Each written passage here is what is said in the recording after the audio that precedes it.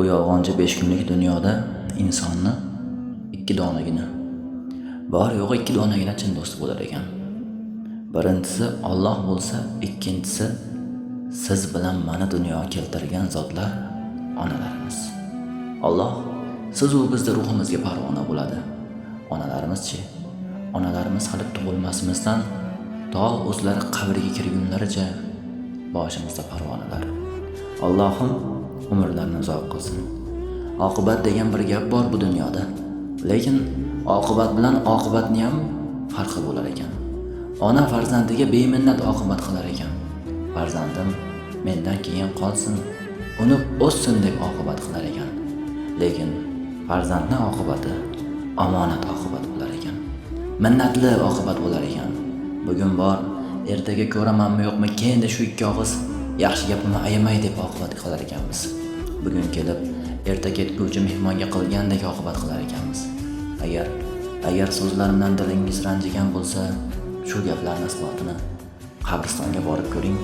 Hattoki o'sha qabr toshlariga ham jimjimador qilib minnat bilan yozib qo'yilgan. Aziz farzandlaringizdan esdalik.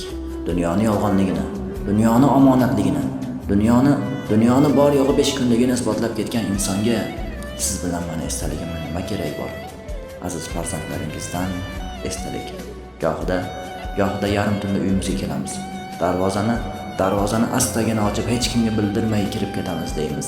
Lekin bizni kutib o'tirgan onayizorimiz bizni kelganimizni qadam tovushlarimizdan emas, yuraklari bilan sezadilar. Bor yo'g'i bir ozgina so'z aytadilar. Bolam, keldingmi? Gohida shu bir og'iz so'z ham bizga og'ir botib ketadi. Ha, onajon, keldim. Yosh bola emasman-ku, uxlorsiz bo'lmaydimi deymiz. Ey azizlar, o'sha onayizor menga uxlab qolganlardan keyin o'sha ona yotgan g'aribgina kulbani, g'aribgina derazasini tagidan 1000 marta u yoqqa o'ting, 1000 marta qaytib bu yoqqa o'ting, tunda o'ting, qaytib o'sha nido eshitilmas ekan. Bolam, keldingmi? Taqdirning taqozosi bilan yillar o'tib, yana o'sha darvoza oldiga yarim tunda kelamiz. Bek darvoza oldida to'xtab qolamiz. Sababi oddiygina o'sha topganimizni qo'shqo'llab qo'lga tuqqazgan farzandlarimiz ham, jonimizdan ortiq suyganimiz suyukli yorlarimiz ham bizni onayizorimichalik yarim tongga qadar kutib o'tirishga toqatlari yetmay uxlab qolar ekan.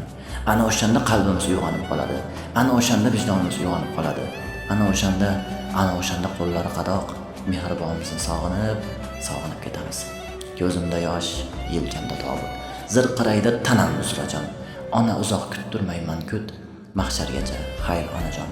Azobimga yelkang tutding, dardlarimga topmadim imkon. Meni o'ylab o'zini unutding, mahshargacha xayr onajon. Sen yo'q qaro bo'ldi osmonim, qalbim vayron, yuragim vayron. Ko'ksimdagi buyuk armonim, mahshargacha xayr onajon.